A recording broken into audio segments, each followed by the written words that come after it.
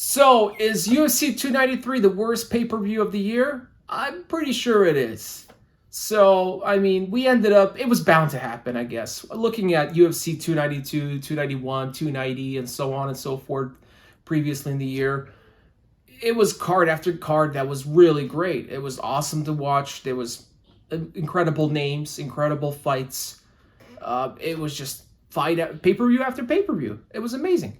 So I guess it was bound to happen at some point that we're going to have a crappy pay-per-view event like this. It's happening in Australia. It's in 2 weeks. Starting for the main event, we have Sean Strickland versus Israel Adesanya for the middleweight championship.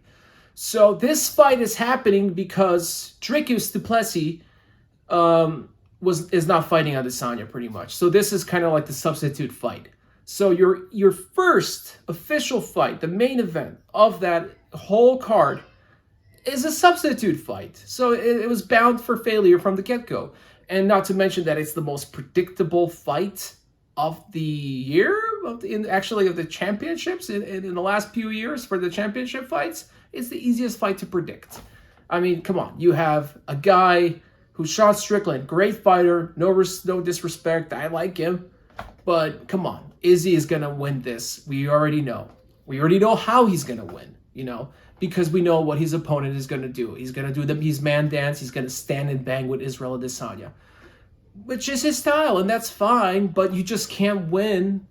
I mean, at least he can't win in a stand and bang versus Israel Adesanya. I just can't see it happening. I will gladly eat my own words if he does something remarkable, really remarkable, and beats Adesanya. I can't see it happening. So when you have a very easy fight to predict, means it's not going to be as popular to watch. People ain't going to tune in. Or if they tune in, nobody's excited for it that much. You can't tell me that you have a person that's very, very excited about this fight. If you are, please let me know in the comment section. I love to hear the reasoning why. But yes, so main event is a substitute fight. Then let's go to the co-main event. Co-main event is Tai Tuivasa versus Alexander Volkov.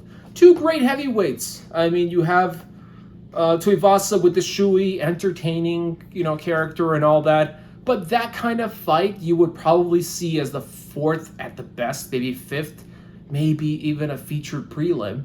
But definitely not a co-main event. I mean, given the current record of Tuivasa and Volkov, what they have done in the last few fights, maybe Tuivasa at his peak, right? But the way he lost his last fight and the fight before, it was short notice. He got knocked out in both fights. He just doesn't seem like a good fit for the co-main. But in this case, they're fighting in Australia, and I understand they're featuring the fighters of the country, of the region, and the continent, and Tuivasa fits in there, especially with the absence of the Hangman, Dan Hooker, and Volkanovski. There's Tuivasa, right? One of the bigger names of that region. But yeah, it's just, as a co-main event, that's pretty weak. Third fight is happening because those guys had a poke. It was a no contest just a few months ago. It's Austin Lane versus Tafa. With the eye poke, it was a bad eye poke. Austin Lane poked him.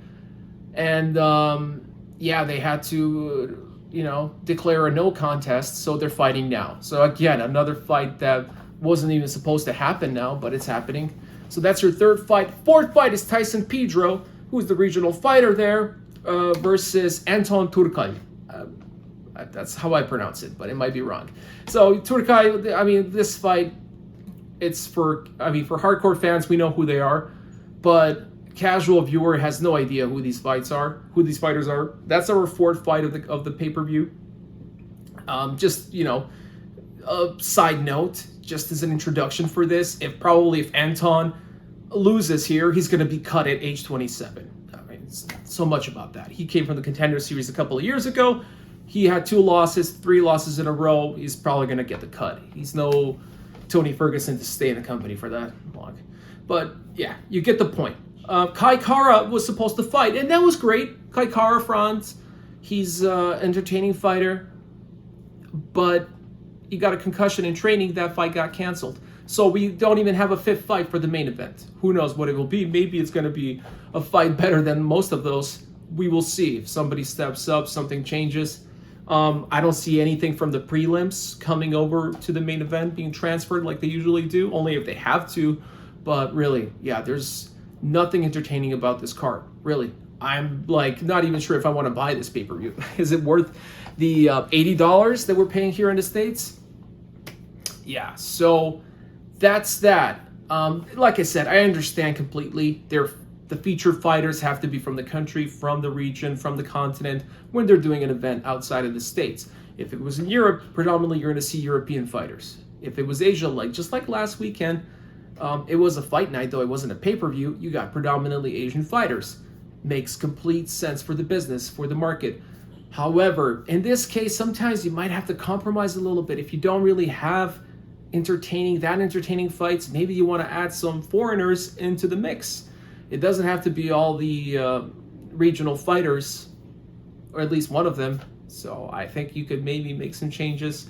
Or maybe this was just bound to happen. You know, the 293 was bound to be the worst card of the year, because I think even the next, even in the the fight night, the next fight night might be a little bit in the same rank as the pay-per-view.